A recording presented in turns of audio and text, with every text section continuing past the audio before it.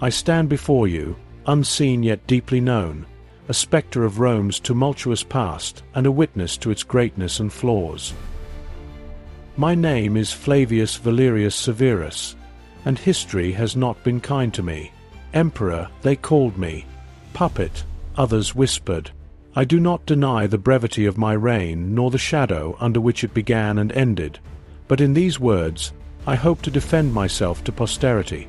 In the chaos of the Tetrarchy, where power was both prize and poison, I rose. Was my ascent a blessing or a curse?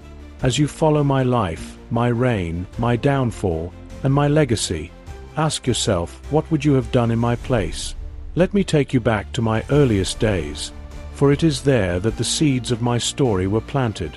I was born in the year 250 CE, in the modest town of Illyricum, a region known not for splendor but for its hardy, disciplined people. My family was of humble origins, no senatorial lineage, no claim to patrician grandeur, just farmers and soldiers. My father, a centurion in the legions, taught me discipline and loyalty, virtues I would carry like armor. My mother, a devout and pragmatic woman, instilled in me a quiet faith in the gods and a belief in the dignity of honest labor. In my youth, I was neither prodigy nor failure. I loved to read but never dreamed of philosophizing in the courts of Rome. Instead, I was drawn to the stories of generals and battles, of men who shaped the world through strength and strategy. My education was practical, like my upbringing. Arithmetic, rhetoric, and the basics of law prepared me for service, not scholarship. Family life, though simple, was not without its trials. My younger brother died in a skirmish, a memory that haunted my father and hardened me. My elder sister, whom I adored, became a matron of great virtue, though she often chided me for dreaming of more than our family station allowed. It was this blend of encouragement and realism that shaped my early ambition. Illyricum may have been my birthplace, but the legions became my family and the empire my home. Even as a boy, I saw the cracks in Rome's foundation, the envy that rotted friendships, the ambition that turned brothers against each other. Yet, I also saw the enduring promise of the empire, the order it brought to a chaotic world, the vastness of its culture and reach. Little did I know, I would one day be thrust into the heart of that tension, into a role I could scarcely imagine as a young boy on Illyricum's windswept plains. As I share my story, I hope you will see in me not just a ruler, but a man who faced impossible choices in a time of immense upheaval. What follows is a tale of duty, ambition, and tragedy, but it begins, as all stories do, with a single step: my journey from soldier to Caesar. I invite you to journey with me through the corridors of power, the battlefields of ambition, and the ruins of my life's work. For now, though, let us linger here in my youth, where hope burned bright and the future seemed boundless. My ascent was inevitable, yet so too was the tempest that would consume me. Come, let us walk together into the next chapter.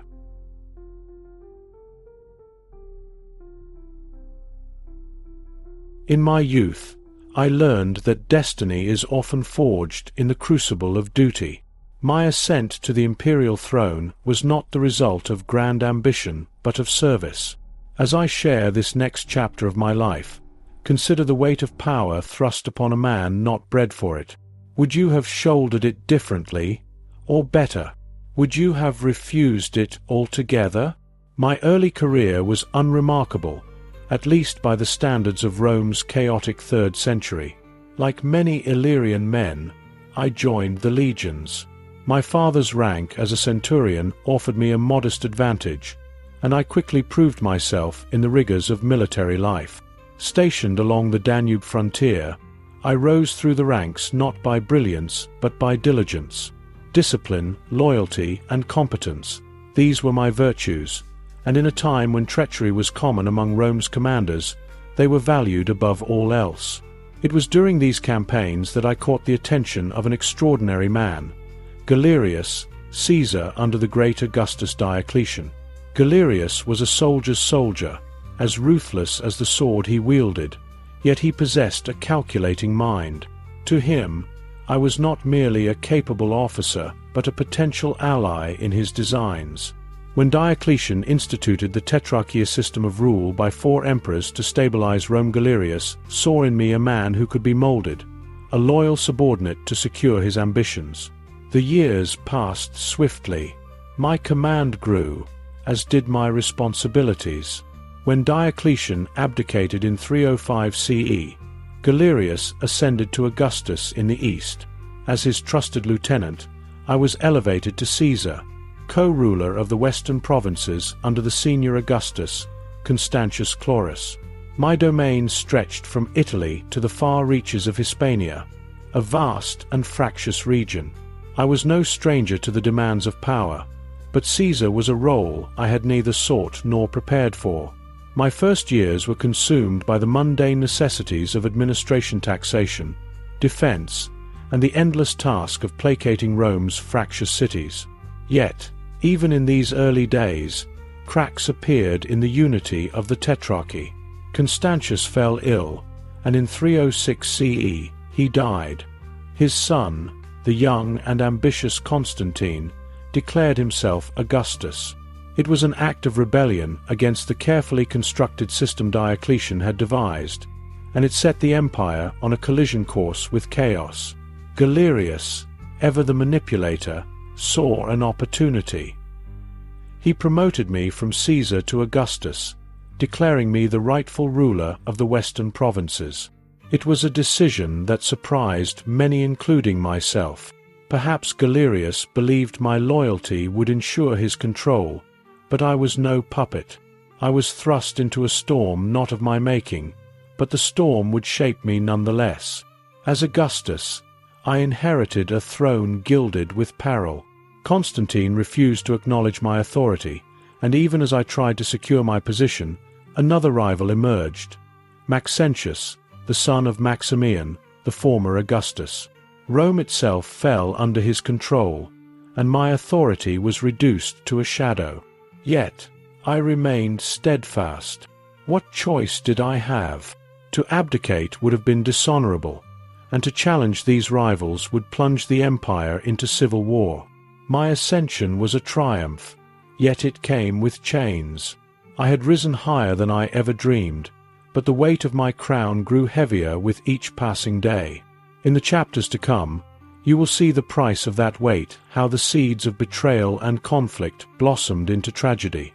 For now, though, let us linger in the moment when my life changed forever, when a soldier from Illyricum became an emperor of Rome. Would you have accepted such a mantle, knowing the storms ahead? I wonder.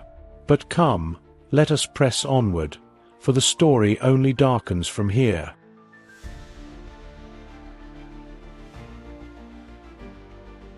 The crown was heavy, not for its gold or its jewels, but for the expectations it bore and the threats it attracted. As Augustus of the West, I inherited not a domain of peace, but a kingdom of rivalries, rebellions, and resentments. To understand my reign, you must first understand the man who preceded me, Constantius Chlorus.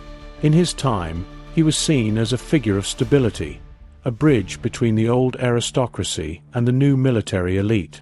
I could not hope to replicate his charisma, nor could I rival the sheer magnetism of his son, Constantine. I was a soldier thrust into a politician's role, and my reign would bear the scars of that truth. Constantius ruled with a measured hand, balancing military campaigns with policies that kept the western provinces relatively stable. Under his governance, Britannia was reconquered, and the cities of Gaul flourished despite the ceaseless threat of barbarian incursions. His death, however, unraveled the fragile stability he had maintained. Constantine's self-proclamation as Augustus shattered the order of the Tetrarchy. Where Constantius had been a unifier, I was left to inherit his role as a divider, not by choice, but by circumstance. I governed from Mediolanum, modern-day Milan, a city strategically positioned to oversee the western provinces. Yet my power was more theoretical than real. Maxentius, a man whose ambitions outweighed his merit, declared himself emperor in Rome. The Senate supported him, eager to restore the old capital's waning influence. Meanwhile, Constantine loomed in the north, consolidating his power and winning the hearts of his legions. I was caught between two forces, each with a claim as compelling as my own. The Tetrarchy, meant to bring order, had descended into chaos. What had changed since Constantius's reign? In part, it was the nature of the challengers. Constantine, though young, was a master of propaganda. His claim rested not just on military might, but on his status as the son of a beloved ruler. Maxentius, on the other hand, wielded the symbol of Rome itself, appealing to the nostalgia of senators and citizens who longed for the city's imperial glory. I, by contrast, was an outsider, Illyrian-born, soldier-raised, and lacking the dynastic or cultural ties that could win the hearts of my people. The West was fractured, and I was its least compelling ruler. Yet I was not without accomplishments. In my brief reign, I worked tirelessly to secure the loyalty of my legions and administer the provinces still under my control. My reforms in taxation sought to ease the burdens of the lower classes, and I worked to fortify key cities against barbarian threats. These efforts, however, were overshadowed by the growing threat posed by Maxentius. In 307 CE, under Galerius's urging, I marched on Rome to reclaim it from the usurper. It was a campaign doomed from the start. My troops were underpaid and demoralized. Their loyalty was to Galerius, not me. Maxentius, meanwhile, used Rome's wealth to bribe soldiers and fortify the city. As I approached, I was betrayed. My own forces turned against me, defecting to Maxentius. I fled to Ravenna, that ancient city of marshes and safety, but my enemies were relentless. Where Constantius had been a symbol of stability, my reign became a lesson in fragility. The comparisons haunted me, even as I fought to hold on to what little power I had. Was it my fault? Or was I simply a victim of forces beyond my control? These questions plagued me then, as they do now. My reign, brief as it was defined by a struggle to keep the empire from tearing itself apart. Yet the forces arrayed against me, ambition, betrayal, and the sheer inertia of history were too great. In the next chapter, I will recount my final days, the betrayal that sealed my fate and the manner of my death. For now, let us linger on this precipice, at the height of my struggle, before the inevitable descent into tragedy. Would you have fared better, caught between wolves and vultures? I wonder. Come, let us continue this tale to its bitter end.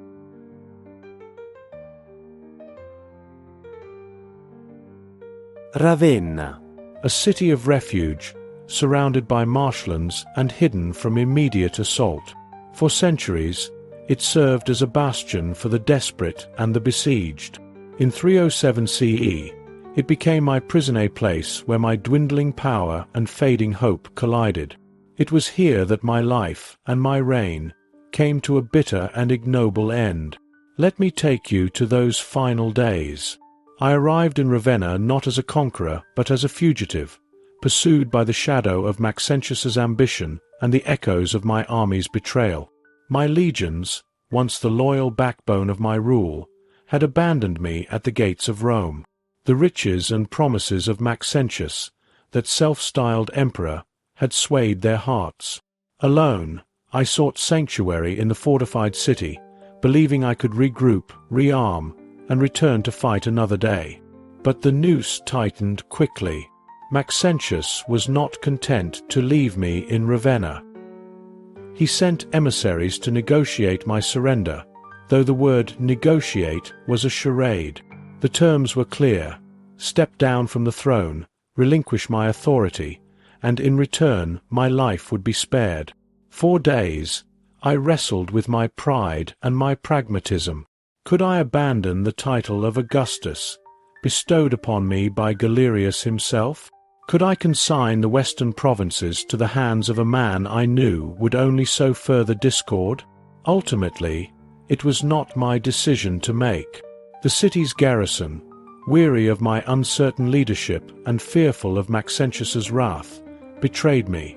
They opened the gates to his forces, delivering me into the hands of my enemy. I was taken not as an emperor but as a criminal, paraded before the very men I once commanded. The humiliation was almost worse than what followed. Maxentius was not a man of mercy. He understood the optics of power, and my existence posed a threat to his legitimacy. To solidify his claim as Augustus of the West, he needed me to disappear. I was sent to a prison, stripped of my imperial regalia, and left to await the inevitable. Days passed in solitude, each one heavier than the last. When the guards finally came for me, I felt no fear, only resignation. They executed me by strangulation, a death as ignoble as my reign had been brief. No grand funeral awaited me, no eulogies sung in my honor. I was buried without ceremony, my name whispered in shame rather than reverence. My death marked the end of my rule, and the continuation of the civil strife that plagued the empire. And yet, as I recount this, I ask you, was it betrayal alone that ended me, or was I undone by a system that had grown too vast and too fractured for any man to master? The Tetrarchy, for all its promise, had become a theatre of ambition and betrayal. My death was but one act in a larger tragedy. In the next chapter, I will speak of my legacy or lack thereof. How does history remember a man who ruled briefly, betrayed often, and died unceremoniously? Come, let us delve into the echoes of my name and see what remains. Legacy. For some emperors, it is a monument carved in marble, an enduring testament to their greatness. For others, it is a faint whisper in the annals of history, overshadowed by the grandeur of those who came before or the chaos that followed. For me, Flavius Valerius Severus, my legacy is more shadow than substance, more cautionary tale than inspiration. History remembers me, if it does at all, as a pawn in a game of titanic egos. My reign was brief and my accomplishments few, but I ask you to consider the time in which I lived. The Tetrarchy, devised by Diocletian to stabilize the empire, had instead fractured it into rival factions. I was chosen not for my brilliance, but for my loyalty, a trait that, in the end, may have been my undoing. To those who write of me, I am often described as weak or ineffectual, but let us not forget that I ruled in a time when the very concept of rulership was under siege. What remains of my efforts? Perhaps the most enduring mark I left is the lesson my life imparts. The perils of ambition without support, the fragility of power without trust, and the fleeting nature of imperial glory. My attempts to reform taxation and secure the loyalty of the provinces were drowned out by the din of civil war. My efforts to reclaim Rome from Maxentius ended in betrayal and failure. Yet, in the quiet corridors of time, I hope some might see in me a man who did his best with the tools he had. Ironically, I have survived more as a symbol than as a ruler. To some, I represent the futility of the Tetrarchy, well-meaning system that crumbled under the weight of human ambition. To others, I am a cautionary tale, a reminder of what happens when leaders are chosen for their usefulness rather than their vision. And yet, there are echoes of my life in the physical remnants of my time. Coins bearing my likeness, minted during my brief tenure, still circulate among collectors. These small, worn pieces of bronze and silver are my only true legacy, a tangible link to a reign otherwise lost to history. Each coin tells a story, not just of my time as emperor, but of the people who carried them: traders, soldiers, citizens of a fractured empire. My name may not grace great monuments, and my deeds may not fill grand histories, but my story, such as it is, remains. It is a tale of a man thrust into a storm, a man who tried and failed, but who nonetheless left a faint mark on the great tapestry of Rome. In the next and final chapter, I will ask the question that haunts all rulers. Was it worth it? What does my life teach us about power, equality, freedom, and the pursuit of a just world. Join me as I offer my final reflections to posterity. Let us walk together into the light of understanding.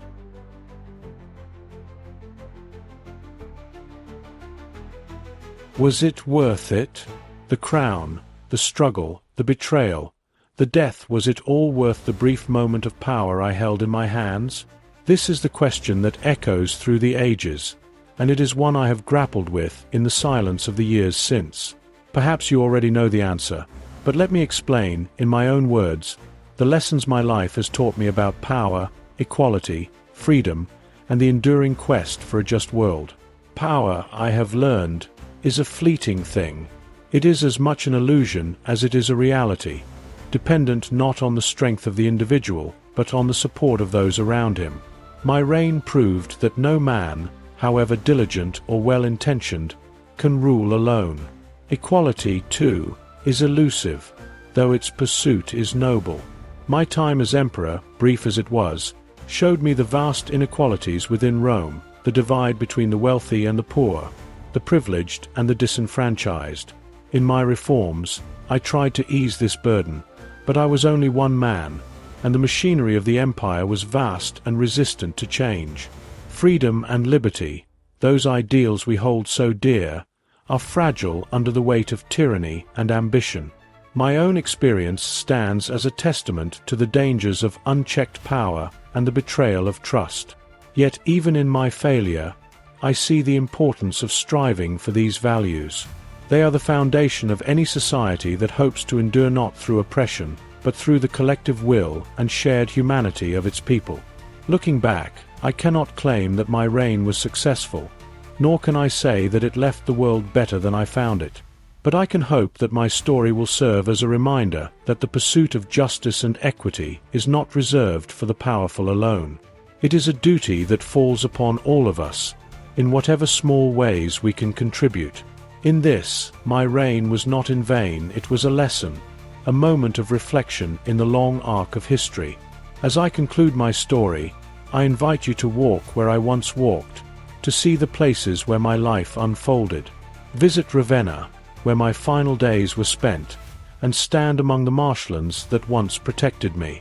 Explore Mediolanum, modern-day Milan, a city that served as my seat of power. Travel to the ruins of Rome, where the echoes of my rivals still linger in its ancient stones. If you are a collector of history's remnants, consider the coins minted during my reign. These small artifacts bear my name and face, a tangible link to a time when I ruled an empire, however briefly. Holding one in your hands, you might feel the weight of a story that has long since faded from memory.